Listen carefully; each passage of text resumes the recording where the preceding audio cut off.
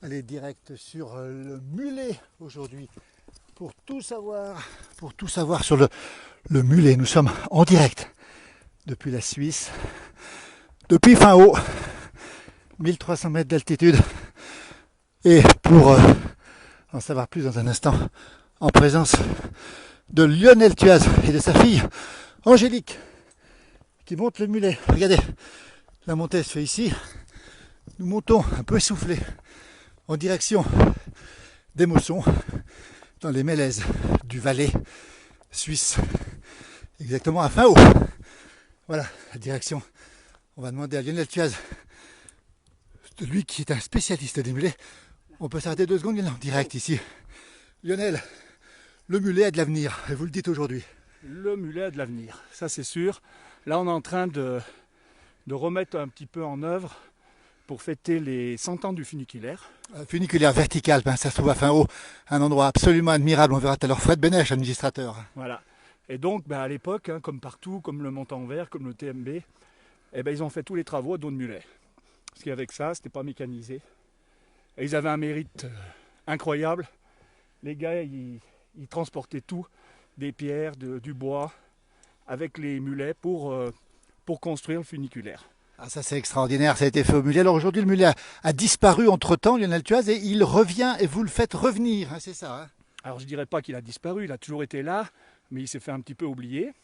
Maintenant il revient beaucoup, parce qu'il y a de la demande, notamment dans le massif du Mont Blanc et ailleurs, pour le ravitaillement des refuges, le ravitaillement des chantiers. On a eu l'occasion de faire ça plusieurs fois pour monter des poutres, des planches, du ciment, une bétonnière, enfin des tas de choses comme ça, en montagne pour éviter l'hélico, puisqu'aujourd'hui c'est l'écologie, c'est le Natura 2000, donc on remet en place le mulet et c'est valable. Voilà le mulet en direct depuis, alors on va monter, vous allez monter jusqu'où comme ça jusqu'au barrage? Jusqu'au barrage. Jusqu'au sommet du funiculaire, ouais, c'est ça et c'est tellement merveilleux. Regarde un peu ce on va paysage. montrer le paysage ici, regardez comme c'est beau ici. Température combien ce matin ici? Oh, il devait faire un 15-20 degrés. 15-20 degrés. Bon là ça commence à chauffer. Hein. Ça peut porter combien un mulet? Je vous laisse partir après. Des costauds comme ça, il faut pas que je dise de bêtises parce qu'il y en a qui vont dire mais c'est pauvre bête, mais entre 150, 170, 180 kilos. Sur des petites distances bien sûr, c'est possible. Mais en moyenne, on peut charger 120-150 kg sans problème. Voilà, et on le dit bien parce qu'ils ne souffrent pas. C'est les animaux qui sont faits pour porter. Alors, on va prendre un peu d'avance. Regardez, on va vous regarder monter justement dans ce magnifique sentier ici. Regardez, depuis fin haut, c'est le Valais. C'est le long du funiculaire qui a été fait justement pour... Voilà, allez-y Lionel. Voilà, la montée qui se fait comme ça en direct, vous êtes avec nous. Nous, on souffle un peu parce que ça monte. On va faire 400 mètres de dénivelé, c'est pas énorme. Les mulets aussi, alors on rappelle que c'est pas énorme non plus, même si aujourd'hui ils n'ont pas beaucoup sur le dos, on précise bien. J'espère que ça bouge pas trop. Et puis après, on ira demander à Fred Benech justement comment ça se passe avec ces mulets, puisque lui est administrateur ici. Et on aura bien sûr tout à l'heure de l'accordéon. Il est où l'accordéon, Lionel ? Dans le funiculaire. On l'aura là-haut. Voilà. On va monter un peu comme ça. Regardez ce sentier. Vous êtes avec nous? Nous on monte. Regardez comme c'est beau. Regardez Angélique ici avec ses mulets. Ce paysage magnifique. Voilà. On donne les consignes, on donne les ordres. On va monter, prendre un peu d'avance. Nous sommes en direct depuis fin haut. Et on est ici pour parler du mulet qui a construit le funiculaire qu'on verra dans un instant d'ailleurs. Si vous êtes par là en vacances, n'hésitez pas. Le funiculaire, une belle balade. Fin haut, ça se trouve à côté de la frontière française, à côté de Valorcine pour être précis. Voilà, je vais me mettre là, on va attendre tout le monde. Voilà comment ça se passe. Lionel, c'est une passion le mulet, Lionel? C'est une passion, les animaux en général. Nous, l'élevage, c'est les équidés. Donc le mulet en fait partie, bien sûr. Les chevaux, les poneys, les ânes, les mulets. Comment il s'appelle celui-ci? Celui-ci, c'est Baïkal. Baïkal et l'autre, celui de votre fille? Zébulon. C'est quoi le caractère d'un mulet? C'est têtu ou pas? C'est très intelligent, c'est pas têtu. C'est très intelligent, donc pour bien les maîtriser, faut anticiper ce qu'ils vont faire et être aussi, voire plus intelligent qu'eux. Est-ce que c'est rancunier un mulet? La mule du pape, on s'en souvient, on a pris ça à l'école. Hein. Ouais, mais faut toujours faire attention. Oui. Voilà, oui. ça a le pied leste, oui. donc faut toujours se se gaffer quand on manipule un mulet. Vous proposez des services aux gens qui en ont besoin, Ouais, Lionel, bien vous? sûr. On peut vous faire retrouver sur votre page à des ce moment-là? chantiers, ouais, bien sûr. Quel type de chantier? On l'a dit tout à l'heure. Eh ben, du portage pour des refuges, du Ouais. portage pour des chantiers. Oui. On a déjà fait plusieurs fois à Saint-Gervais une table d'orientation. Dans la vallée de la Bérarde, là, on a fait, ils ont refait une passerelle, donc on a monté les poutres, les planches, Oui.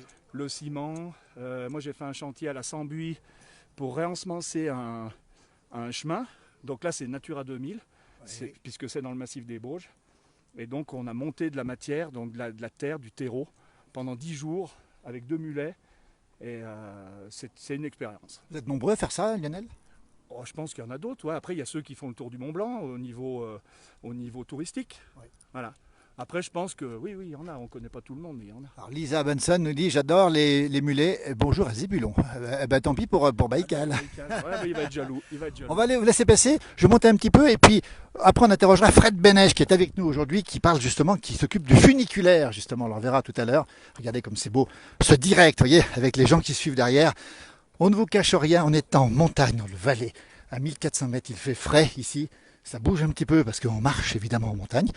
Et puis vous avez le pas du mulet. On dit, Lionel, que le mulet passe partout où l'homme passe. C'est vrai ou pas vrai? Oui. Il me le confirme en tout cas. On va dire ça parce que nous, on est capable d'escalader. Mais Oui. par contre, un mulet, faut jamais le forcer à passer. Faut pas le forcer, hein, c'est ça. Laisser le Attends. choix de passer ou pas. Voilà, c'est le mulet qui décide lui-même. Ouais. Il sent le sol. Le sentier ici. Et s'il sent que ça passe pas, il passe pas.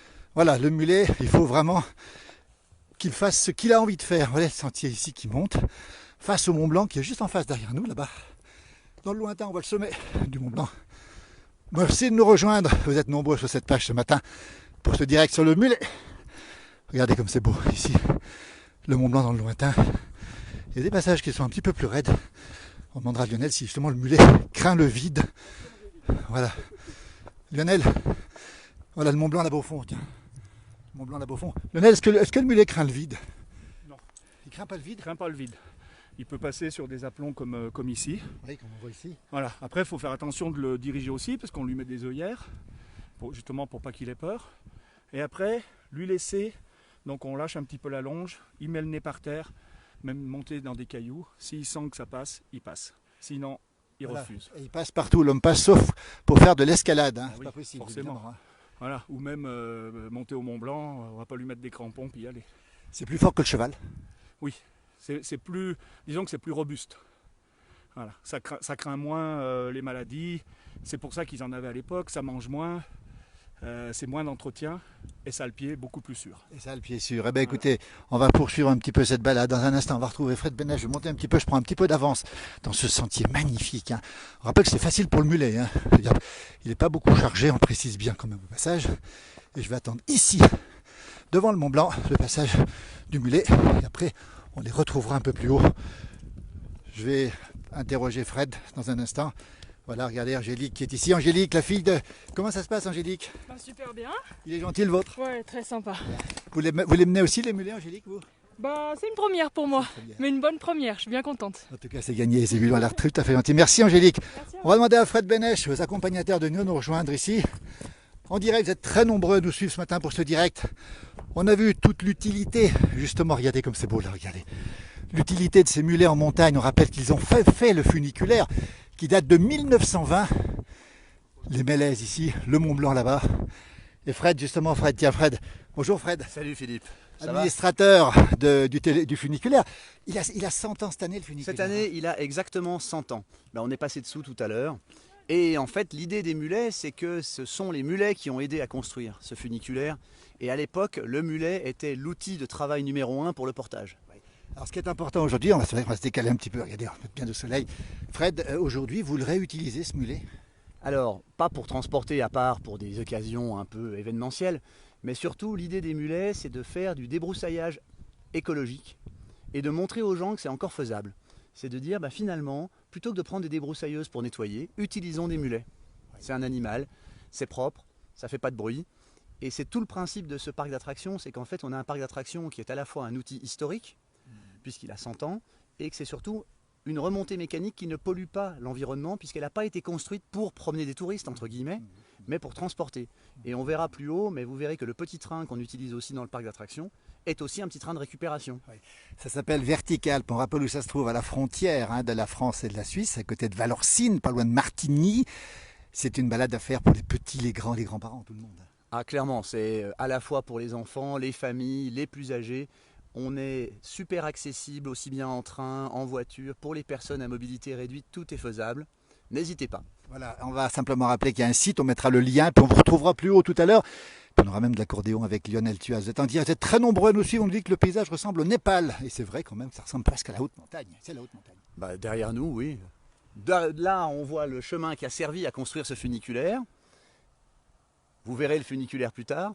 Et de l'autre côté, on a le massif du Mont Blanc devant nous et les Alpes suisses de l'autre côté. Voilà, la frontière franco-suisse. Merci beaucoup Fred, on va continuer notre balade ici. Vous êtes très nombreux nous suivre ce matin pour ce direct. Tout à l'heure, on refera un direct, bien sûr, et puis vous retrouverez une émission complète sur Grand Air TV. Prochainement, la chaîne de la ruralité sur le web. Et on a Fred avec nous qui est un amoureux de la montagne. Il y a plein de raisons de venir ici, Fred. On va continuer à marcher en même temps, mais il y a plein de raisons de venir dans cette belle région de fin haut du Valais. Ah bah de toute façon, si vous aimez la montagne, vous ne pouvez pas ne pas venir ici. Ça, c'est le premier point. Et après, on a la chance ici d'être tout près de Chamonix, mais en même temps, on a un paysage préservé qui n'a quasiment pas été touché depuis 1920 et où on vit super bien au soleil. Regardez comme il est bronzé. Eh bien, tout à l'heure, on le retrouve. Merci pour ce direct. Tout à l'heure, un prochain direct. Bien sûr, les mules sont parties. Elles sont là-haut, ça monte. On est un peu essoufflé et les mules sont moins essoufflées que nous. Ça, c'est l'information du jour. Merci. À très vite pour en reparler sur cette page. À très bientôt.